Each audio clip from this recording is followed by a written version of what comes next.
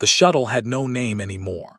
Whatever was painted on its side had burned off during what looked like a rough exit from somewhere it was not supposed to leave.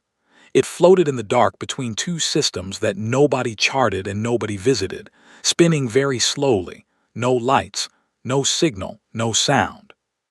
Ray Donahue noticed it because it was in his way. He was cutting through the dead zone to save 4 hours on his delivery run when his forward scanner picked up the mass. He almost flagged it as debris and moved around it. He had done that before. Space was full of broken things. Most of them stayed broken. But something made him slow the ship down. He could not explain it later when people asked. He just said it looked too small to be dead, and that was the only reason he matched speed with it and sent a short-range ping.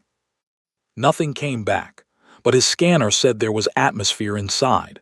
Thin, mixed, wrong for humans, but atmosphere.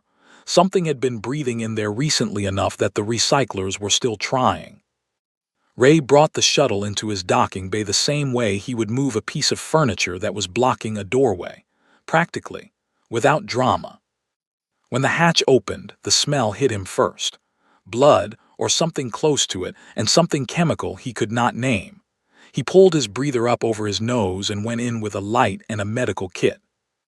The first one was on the floor near the front controls. Reptilian, dark green-gray scales, tall, even crumpled on the floor, old scars running across the jaw and one shoulder, newer damage along the ribs. Breathing, but barely. Ray checked the pulse point on the neck the way his interspecies first aid training had shown him, found something close enough to a heartbeat, and moved on. The second one was wedged into the back corner. Insectoid.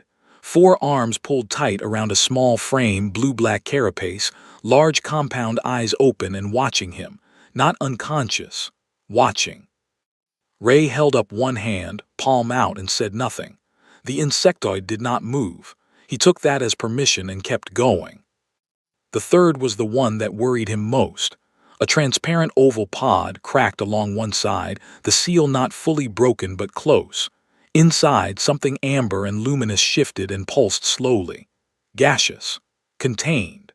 The crack was letting the outside atmosphere in, and whatever was inside the pod was not built for outside atmosphere. Ray went back to his ship, got a sealant kit, and fixed the crack before he did anything else. Then he came back and started doing triage in order. He got the reptilian one onto a carry stretcher and into the medical bay. He set up the second bunk and left the entrance open and the lights low for the insectoid one, which he figured was scared enough without being cornered.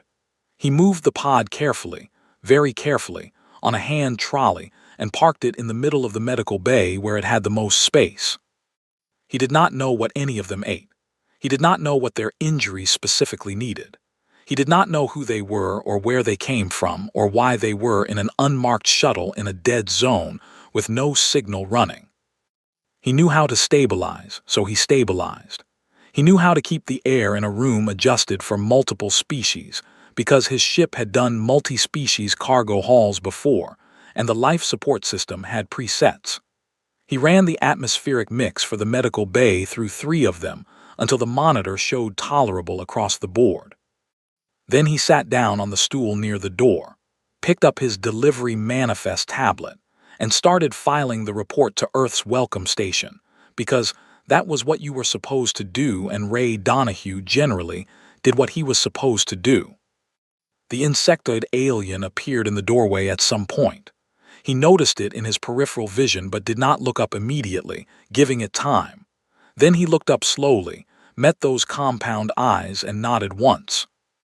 It came inside and sat against the far wall, 4 arms still held close. The amber glow in the pod pulsed a little stronger. Ray finished the report and hit send. The welcome station operator who answered sounded like someone who had been awake for a long time but was used to that. Ray said he had 3 beings, unknown species combinations, 1 critical, 1 stable, 1 uncertain, recovered from an unmarked derelict in the dead zone between the orange system and the nothing beyond it. The operator asked if he knew their origin. Ray said he did not. The operator asked if they were hostile. Ray looked at the reptilian alien unconscious on the cot, at the insectoid one sitting quietly against his wall, at the pale glow in the cracked but sealed pod. He said they looked tired to him, not hostile, just very tired. The operator made a note of that, and then said something Ray did not expect. She said, "Bring them in, we have room," and she said it the way someone says a thing they have said many times before and mean every time. Ray closed the channel and looked at the three of them again. Outside the viewport, the stars kept going in every direction. Somewhere out there, something had thrown these three away. He did not know what yet. He would find out eventually. For now they were in his medical bay, and the heat was running, and nobody was getting worse. That was enough for tonight. The welcome station did not look like much from the outside. That was intentional, though nobody had planned it that way. It had grown the way most things on Earth's frontier grew, through need and budget constraints, and somebody solving a problem with whatever was available. The result was a structure that looked assembled rather than built, a cluster of connected modules hanging in orbit with Earth below and the moon off to one side, lit by a sun that made the whole picture look almost too clean to be real. Ray brought his ship in through the secondary dock because the primary was being used for a supply transfer. A young docking technician waved him in manually, which was either charming or slightly concerning depending on how you felt about automation. Dr. Priya Nair was waiting in the reception corridor when the hatch opened. She had a tablet in one hand and nothing in the other, which Ray noticed because most station officials showed up with at least a security badge reader or a scanner. She had neither, just the tablet and an expression that was already halfway through processing the situation before he finished stepping out. Ray gave her the short version. 3 beings, 2 days in his medical bay. One had regained consciousness roughly 18 hours ago and had not spoken but had eaten a protein ration he left near the cot. The insectoid had stayed in the corner, but had at some point moved the empty ration packet to the small disposal unit near the door, which he found oddly encouraging. The pod creature had done something with the light inside it when he spoke near it. A kind of pulsing response that he did not know how to interpret, but that did not feel aggressive. Priya listened to all of this without writing anything down. Then she asked one question. She asked what each of them seemed to need right now, based on what he had observed. Ray thought about it genuinely. He said the reptilian one seemed to need rest and probably answers, that it had the look of something braced for bad news. The insectoid one seemed to need space and no sudden movements. The pod one seemed to need someone to keep talking near it. Priya wrote that down, all of it. They moved the three into the station's medical wing, which was larger than Ray's Bay but had the same functional, no-ceremony quality. The reptilian alien, who was awake now and had been watching everything with amber eyes that gave very little away, walked on its own. Slowly, one hand on the wall but on its own. Priya did not rush any of the intake process. She ran health scans that were non-invasive, explained each one out loud before doing it even though she did not know if they understood her, and kept the room at the atmospheric mix Ray had set up on his ship, because she asked him for those settings before they docked. A junior medic on the team made the mistake of reaching toward the insected alien with a scanner without warning. The alien pulled all 4 arms in and went completely still, a rigid defensive posture that made everyone in the room stop moving. Priya said quietly to the medic, "From now on you hold the tool up first and wait. You wait as long as it takes." The medic held up the scanner. They waited. Eventually the insectoid alien's posture shifted, not relaxed exactly, but less rigid. The medic ran the scan from a full arm's distance without moving closer. The pod alien was another matter. Nobody on the station had direct experience with gaseous form species. Priya pulled up what records existed, which were sparse, and then did something that surprised Ray, who was still there because nobody had told him to leave. She pulled a chair close to the pod, sat down and started talking. Not asking questions, just talking. She described the station, what it was, how it had been built, what it was supposed to do. She said it in the same even tone she used for everything else, like she was giving a briefing to a colleague. The amber glow inside the pod shifted and moved while she spoke. It did not pulse in any pattern Ray could decode, but it was clearly responsive. After about an hour, something happened that none of them had a framework for. The pod alien produced a sound, not through any speaker or device.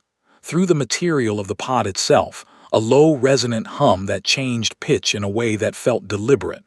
Priya recorded it. Then she hummed back, the closest approximation she could manage, and the light inside the pod flared briefly. The reptilian alien from its cot across the room said something in its own language. Short, low.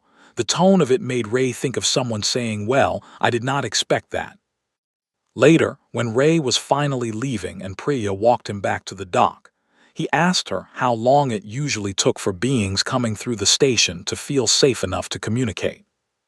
She said it varied, sometimes days, sometimes weeks, sometimes they never did and they stayed anyway, and that was also fine. Ray said he had not known Earth was doing this, that there were 37 of these stations. Priya said most people did not.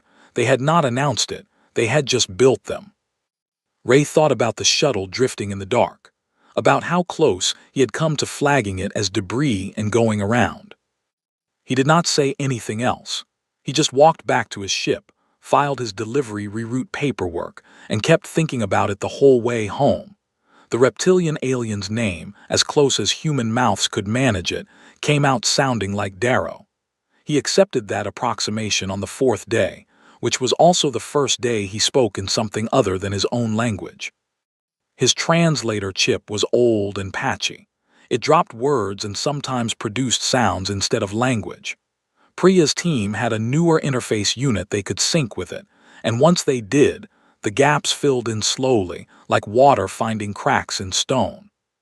What came through, once it started coming through, was not what any of them expected. Darrow had been a soldier. That part was obvious from the way he moved, the way he sat with his back to a wall and his eyes on the door, the way he assessed every person who entered the room before he let himself respond to them. His species, the Velhari, had a military culture built on a principle that translated roughly as position holds or position ends. You stayed where you were placed. You held until you could not, and if you could not hold, you died there. Surviving by leaving your post was not considered survival. It was considered a different kind of death, the worst kind. Darrow had left his post. He had done it to carry 3 injured soldiers out of a collapsing position. He had done it because they were alive, and he was not willing to leave living people in a place that was about to stop existing. His commander had survived the battle and filed the report. The review board had taken 6 minutes. 6 minutes to determine that Darrow had violated the principle, had abandoned formation, had prioritized individual lives over tactical integrity. He told Priya this in the station's small consultation room with the door open, because he had asked for the door to be open. She listened without interrupting. When he finished, she turned her tablet around and showed him a record she had pulled from a third-party galactic database. It was a Velhari military service record, 3 names, a unit citation filed 15 years after the battle in question. The 3 soldiers he had carried out had gone on to serve a combined 41 years. One of them had eventually commanded a unit of her own. Darrow looked at the record for a long time. He did not cry. Velhari did not have that biological function, but something in his posture changed, a very slow release, like a structure that had been under pressure for years finally being allowed to settle. He said, "They did not tell me." Priya said no, they did not. He said nothing else for a while, and she did not push him. Sula's story came in pieces, and it came mostly not through words, but through a new arrangement that the station's young medic named Bex had stumbled into by accident. Bex had been doing a routine check and had accidentally knocked a small personal item off the shelf near Sula's bed. It was a chip, the kind used to store image data, and it had skittered across the floor and stopped near Sula's feet. Sula had picked it up and held it out to return it, and Bex had said that it was not hers, and they had looked at each other, and then Bex had said, "Is it?" Sula had looked at the chip for a long moment. Then she had plugged it into the room's small display. The image that came up was of an alien trader. Not Velhari, not Mulkai, a different species entirely, broad and pale, with a wide face and small dark eyes. The image was not professional. It looked like something taken during an ordinary moment, the trader laughing at something outside the frame. Sula had bonded with this being. They had worked trade routes together for 9 years. When the trader died, Sula had grieved. That grief, open and expressed and directed toward a non-Fenari being, had been reported to her hive. The hive had classified her emotional bonding capacity as a biological defect, a contamination risk to hive coherence. She had been separated and eventually expelled. Bex looked at the image. Then, without planning to, without it being any kind of therapeutic strategy, Bex started crying. Not performatively, just the way humans did when they saw a picture of someone happy who was now gone, quietly, with a hand pressed briefly over their mouth. Sula went very still. All 4 arms stopped moving, her compound eyes fixed on Bex with an expression that no one on the station had seen from her before. She reached out one hand, slowly, and touched Bex's arm. Light, careful, the way someone touches something they are afraid might disappear. Orvan's account came through the pod, translated through the resonance system Priya's team had spent a week building with him. His people had voted him out of the collective consciousness for asking the wrong question at the wrong time. 12,000 Mulkai on a failing colony. The collective had run the numbers. Resources required versus strategic value of the colony. The numbers had not favored the colony. Orvan had asked, but what about the 12,000? The collective had answered that the 12,000 were part of the numbers. Orvan had asked again. He had kept asking. He had been voted out of the consciousness for persistent destabilization of collective reasoning. That was the official term. He had been expelled from his own species' shared mind for refusing to stop asking about 12,000 people. Ray had come back to the station for a parts delivery that week. He stopped by the medical wing, and Priya played him the translation of Orvan's account. Ray sat quietly through it. Then he said, "Yeah, that would have broken me too." The amber light in Orvan's pod glowed steadily for the first time since he had arrived. 3 weeks into their stay, something shifted. It did not happen during any formal meeting or arranged session. It happened because Sula asked a question that nobody had asked her before. She asked what she could do. Bex was the one she asked, through the translation interface, in the small common room where the station staff took their breaks. Bex had been explaining their own job to her, because Sula had been watching the communication console with focused attention for several days, and Bex had finally just started narrating what they were doing. Sula's job on the Fenari trade routes had involved reading signals, not machine signals, behavioral ones. She could feel the emotional current underneath formal communication, the way some people could sense weather changes in their joints. 9 years on trade routes meant 9 years of learning what traders meant versus what they said, what delegations wanted versus what they asked for, where the pressure in a negotiation was actually coming from. Her hive had called this contamination. It was in fact a very precise skill. Bex brought Priya in and they ran a test. Simple at first. They played Sula a recording of a formal exchange between Earth Station and a Galactic Council representative from 8 months ago, a routine scheduling dispute that had taken 6 weeks to resolve. Sula listened for 4 minutes. Then she said they were not arguing about the schedule. Priya asked what they were arguing about.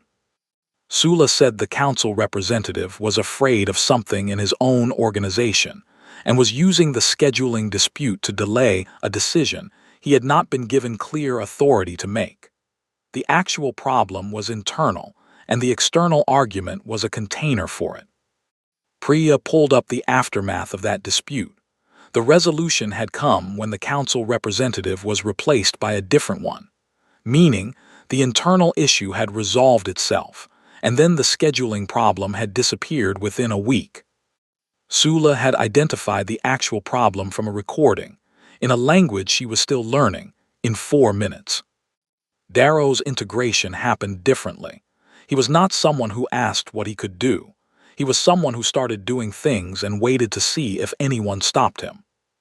He had been walking the station corridors for daily movement. On his 7th circuit one morning, he stopped at the station's small security office and stood in the doorway for a long moment. The security officer on duty, a tired man named Gregor who was also the station's maintenance coordinator, and on some days the backup kitchen staff, looked up. Darrow said, "Your external monitoring coverage has a gap." He pointed at the display wall and indicated a specific quadrant. The sensors on that side rotate on a fixed schedule. If something wanted to approach the station undetected from that angle, it had a 4-minute window every 40 minutes. Gregor looked at the display. Then he looked at Darrow. Then he slid his chair over and said, "Sit down and show me." Darrow sat down and showed him. Then he stayed for 6 hours and they reconfigured 3 sensor rotations, cross-referenced the coverage map, and built a new monitoring protocol. Gregor filed it with station operations as a collaborative upgrade and listed Darrow as a contributing technical advisor. It was the first time in 3 years that Darrow had been listed on an official document as something other than expelled. Orvin's contribution came through a different door entirely. Priya had been struggling with a communication breakdown between Earth Station and a small species called the Rithali, who had their own form of collective decision, making that individual human negotiators kept misreading as agreement when it was actually a politeness reflex. The Rithali would say yes as a way of acknowledging that they had heard you, not as a way of agreeing with you, and 3 previous negotiations had ended badly because humans had interpreted their yes as confirmation. Orvin understood collective species communication, the way Sula understood emotional undercurrents. He was a collective being himself. He knew the internal architecture of consensus-based thinking, how a collective processed input, what it felt like when a collective was genuinely aligned versus when it was producing surface agreement to end a disruptive conversation. Through the resonance system, he walked Priya's team through the distinction. He gave them a framework, not a script, a way of reading what they were actually being told. The next Rithali session went differently. The human negotiator started asking different questions, reading different signals. The session ended with actual agreement, which looked quite different from the politeness yes. It was slower and more circuitous and came with conditions, and the negotiator recognized all of it because Orvin had described exactly what it would look like. Priya wrote up a contact report and sent it to Earth's Foreign Affairs Office. She marked it as a methodology contribution from a station consultant. She was careful with the language. She did not want anyone upstairs deciding to extract the consultant for use somewhere more important. That evening, the 4 of them were in the common room at the same time, which had started happening more often. Darrow with a cup of something warm that Gregor had found approximated Velhari stimulant beverages. Sula watching the stars through the viewport. Orvin's pod near the center of the room, the amber light comfortable and steady. Priya was looking at the wall display that showed all 37 stations, the quiet little map of places Earth had built without announcing. Darrow asked who had decided to build all of these. Priya said it was not one decision. Someone built the first one because there was a need. Then someone else built another because that need was bigger than one station. It had compounded from there. Darrow said, "On my world, that would have required 30 committees and a 10-year plan." Priya said yes, they probably would have gotten around to a committee eventually, but by then somebody would have already built the station. The amber glow in Orvin's pod did something that the team had started to recognize as laughter. The council ship arrived without a request for docking clearance, which was the first indication that the people inside it were not planning to be polite. Gregor flagged it from the monitoring station. The vessel was a mid-sized diplomatic carrier, Galactic Council markings, 4 docking ports but only using 1, which meant it was not here to trade or resupply. It parked itself at the primary dock and broadcast a formal arrival notice on the Council's standard frequency, which went to Priya's tablet automatically. The notice said that a formal delegation was arriving to conduct an administrative compliance review. Priya read it twice, then went to the small kitchen and made herself tea, and then went to meet them. The delegation was 4 beings. A Velhari representative in formal military-adjacent attire, which meant lots of structured material and no visible softness anywhere. A Fenari hive speaker, sealed into its own filtered suit, which Sula had explained was what Fenari wore in spaces they considered potentially contaminated. A multi-collective node, a small spherical device that broadcast the voice of a distant collective, which meant whatever was said here was being heard by thousands simultaneously. And a Torathi administrative officer, the kind of species that existed primarily to write things down and make them official. Priya met them at the dock entrance and gestured them through. The Torathi officer began reading from a prepared document before they had cleared the airlock. It listed 3 names, the closest galactic approximations of Darrow, Sula, and Orvan's designations, and noted that all 3 were registered expelled individuals under Galactic Council's Social Integrity Framework, Article 11, Subsection 4, which required all member worlds to enforce and honor exile orders within their jurisdiction. Priya listened to the whole thing, then she offered them the common room. The Velhari representative said they were not here for hospitality. Priya said she understood, and she would have the tea brought to the common room. They ended up in the common room. Darrow was already in the corridor when the delegation passed through it. He had positioned himself there, which Priya had not asked him to do. He simply appeared, standing straight and calm in his new station advisor identification tag, and watched the delegation pass. The Velhari representative saw him and missed a step, just slightly, a very small failure of composure from a species that prized composure. Darrow said nothing. He just stood there existing in a way that was apparently extremely loud.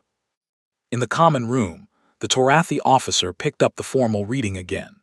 The Council's position was that Earth was harboring expelled individuals, which created a legal liability under the framework, and that Earth must hand over all 3 registered individuals for proper processing, meaning return to the custody of their originating species or transfer to a Council holding facility, which was the polite name for something that did not sound polite. Priya said she understood the framework's requirements. She then noted that the framework's requirements applied to member worlds. There was a pause. Priya said Earth had submitted an application for Council membership some time ago. She pulled the application reference number from her tablet. She said the application was still pending review, and that therefore Earth was not currently a member world, and that therefore the framework's jurisdiction did not formally extend to Earth's sovereign facilities. The multi-node produced a sound that might have been a processing hum. The Fenari hive speaker went still. The Torathi officer wrote something down very quickly. The Velhari representative said that the application had been submitted 3 years ago. Priya said yes, she was aware of that. She said Earth was very much looking forward to the Council getting to it. Sula was at the communication console in the adjacent room. She passed a handwritten note to Priya through the connecting window. Priya read it without changing her expression. The note said the Velhari representative is frightened, not angry. The Fenari hive speaker is reporting everything to someone outside this ship in real time. The multi-node is buying time. Priya said she was sure the Council had other business and did not want to keep the delegation. The Torathi officer said this matter would require a formal response from Earth's governing authority. Priya said she would make sure to pass that along, and asked if they wanted the response sent to a specific channel. The delegation left without the 3 individuals, without anything actually, except a formal notice that the matter was not resolved. The Torathi officer made sure to say that on the way out. Priya thanked them for the clarification. After the ship had cleared the dock, Gregor appeared from the security office doorway and looked at Priya with an expression she did not have an easy name for. He asked how she had known they were not members yet. She said she had checked 18 months ago after a different Council delegation had tried something similar with another station. She had made a note of it and kept the note. Gregor looked at the viewport where the council ship was now a moving point of light, receding toward the inner systems. He said that was either very lucky or very smart. Priya said it was mostly just filing things properly. Darrow appeared in the doorway. His expression was still the controlled, careful one he usually wore, but something around the eyes was different. He said that in Velhari culture, the ability to defeat a formal military action without raising a weapon was considered a higher tactical skill than defeating it with one. He said he had not believed humans were capable of it until now. Priya said they had a lot of practice at it. Most of human history was people trying to take things from humans, and humans figuring out how to make that very complicated. Orvan's pod drifted into the room. The amber light was doing something active and fast-moving, the pattern the team had come to associate with him processing something significant. Then his resonance system produced something they had not heard before. It took the translation interface a moment. When it came through, it said, "They will come back with something harder." Priya said she knew. She looked at the star map on the wall, all 37 stations, all the years of building things quietly. She said they would be ready, and she meant it, because they had been getting ready for longer than the council had been paying attention. The trade sanctions came through official council channels on a Tuesday, which was not a day the galaxy knew about but which felt appropriate in its ordinary Tuesdayness. 7 categories of goods, 3 mineral supply chains, and 2 shipping lane access agreements were suspended pending Earth's compliance with the administrative framework. It was designed to be painful enough to force a decision, without being dramatic enough to require a vote from the full council assembly. Earth's response took 11 days. Not 11 days to comply. 11 days to open 42 separate bilateral trade agreements with species who had been paying council premium pricing on those same goods for decades and were very interested in alternatives. Several of them had been waiting for exactly this kind of opening. Some of them had been quietly approached by Earth's trade offices over the past 2 years, which suggested that somebody in those offices had considered this possibility and prepared for it, which was either paranoid or far-sighted depending on how you looked at it. The Council's economic bloc began showing stress fractures within the first month. 3 member species formally abstained from the sanction enforcement vote. 2 others requested a review period. The Torathi Administrative Division, whose job was to count things accurately, filed an internal assessment that described the sanctions' projected effectiveness as significantly below threshold. Darrow watched all of this from the station's operations room, where he had been given formal access after Gregor co-signed his advisory credentials. He had spent 20 years in Velhari military strategy. He understood resource denial, pressure application, and what happened when a position was held against a force that had more flexibility than it looked like it had. He told Priya that Earth had done something the Velhari called the deep hold. You absorb the initial pressure without reacting, wait for the attacking force to extend itself, and then apply counterpressure at the points they left unguarded by overextending. Priya said she thought they had just done what made sense. Darrow said in Velhari military philosophy, doing what makes sense under pressure was the hardest skill to teach, and most commanders never learned it. Sula's work during this period became something the station could not function without. The 42 new bilateral negotiations ran through the Welcome Station's communication systems, and Sula was in the middle of every significant one. She had stopped using the formal translation interface and started working directly with the human negotiators, sitting beside them and passing notes, pressing a hand briefly on an arm when she wanted someone to slow down, pointing at a line of text to indicate where the real tension was hiding. 3 negotiations that had been projected to take months finished in under 3 weeks. One finished in 4 days because Sula identified within the first hour that the opposing delegation had already decided to agree and was only continuing to negotiate out of procedural obligation to their home council. And the human negotiator simply started asking questions that gave them a graceful way to conclude quickly. A Galactic Council observer filed a formal note of concern about the pattern of rapid agreements. The note described it as anomalous. Nobody on the station found that description troubling. The moment that changed the larger conversation did not come from a negotiation or a trade agreement. It came from Orvin.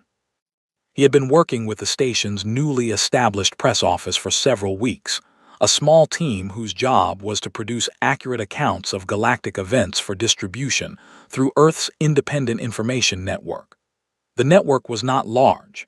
It reached maybe 400,000 readers across a dozen systems, which the council considered insignificant. Orvin wrote an account of the colony, the 12,000.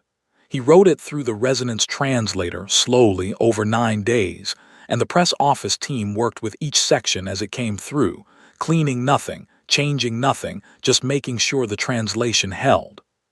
He described the collective decision from inside, what it had felt like to be part of a consensus that was moving toward writing off 12,000 living beings. He described the moment he had started asking his question, and the way the collective had pushed back, not with argument but with a kind of pressure, a social weight designed to silence individual dissent. He described being removed from the consciousness, the silence that followed, and then the shuttle, and then the dark zone, and then a human cargo ship that stopped when it did not have to. The account was distributed through the press office network on a quiet morning. By the end of the day, it had been read by 4 million people. By the end of the week, the council had formally announced an inquiry into the colony decision. The announcement used careful language that attributed the inquiry to ongoing administrative review. It did not mention Orvin by name. It did not need to. The Velhari military sent a private communication to Darrow. The 3 soldiers he had carried out had filed a formal petition for his exile status to be reconsidered. The communication asked if he would be willing to participate in a review process. Darrow sat with the message for a long time. Then he wrote back that he was willing to participate but that he was currently engaged in advisory work and would need to coordinate timing. He signed the message with his new station credential. He did not tell Priya about it for 3 days. When he did, she said nothing, just nodded, and then asked how he felt about it. He said he did not know yet. He said that for the first time in years he was not sure whether his past was the most important thing about him, and that was a strange feeling. On the 39th day after the sanctions, a small shuttle appeared on Gregor's monitoring display. It was coming from the outer edge, no running lights, spinning slowly, hull scarred, no signal. Gregor looked at it for 4 seconds and then called Priya. She was at the viewport when it came into visual range. She picked up the comm before anyone asked her to. She asked the shuttle if it could hear her. No response. She asked again and said the station's name and said there was room. She said it plainly, the way she said everything. Without performance. Behind her, she could hear Darrow's footsteps in the corridor, and then Sula's lighter movement beside him, and the low hum of Orvin's pod drifting through the open door. None of them had been asked to come. They had just heard the call go out and moved toward it, which was either instinct or something they had learned here, and by now the difference between those 2 things was difficult to find. The shuttle kept drifting, then very slowly it adjusted course. It was coming in. Priya started the docking sequence and told Bex to get the medical bay ready and went to meet whoever was inside, because that was what you did, and she had a lot of practice at it by now, and she did not intend to stop.